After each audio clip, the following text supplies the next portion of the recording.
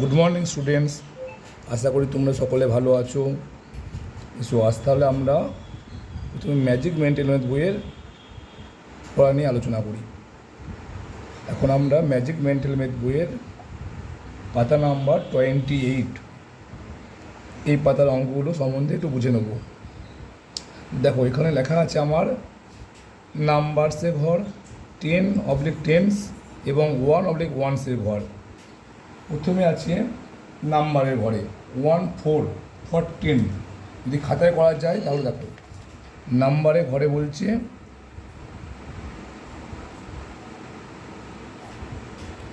1 4, অর্থাৎ দেখো 1 4 1টা যদি বলা হয়, আচ্ছা কোন ঘরে আছে 10, 1 আছে আমার 10-এর ঘরে, আর 4 আছে 1-এর ঘরে।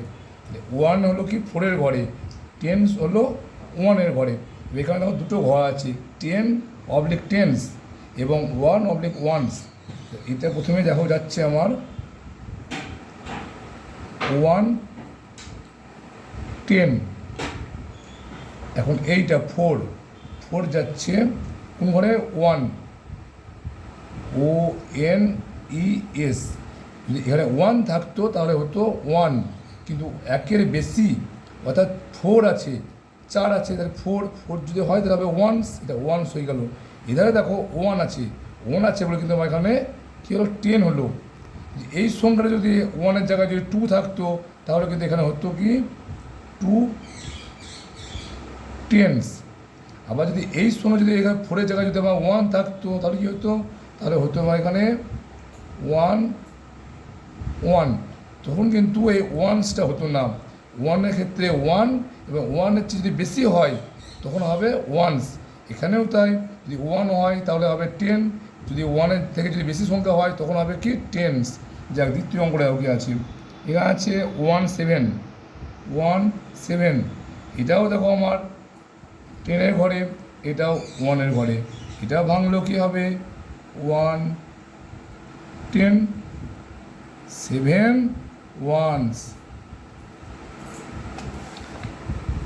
কিন্তু এখানে একটা অঙ্ক দেখা যাচ্ছে 9 আছে, শুধুমাত্র একটা সংখ্যা। এখানে কিন্তু দুটো সংখ্যা দেওয়া, এই যেমন দুটো সংখ্যা আছে, দুটো সংখ্যা আছে, 9 এখানে একটা সংখ্যা আছে 9। 9টা কোন ঘরে আছে, দেখো উপরে 1-এর ঘরে আছে, 1 কিংবা 1s এর ঘরে আছে, কিন্তু টির ঘরে কোনো সংখ্যা নাই, ফাঁকা।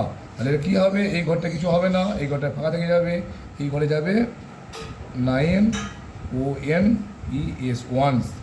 এইভাবে তোমরা এইখান থেকে এই পর্যন্ত বাড়িতে খাতায় করে নিয়ে আসবে।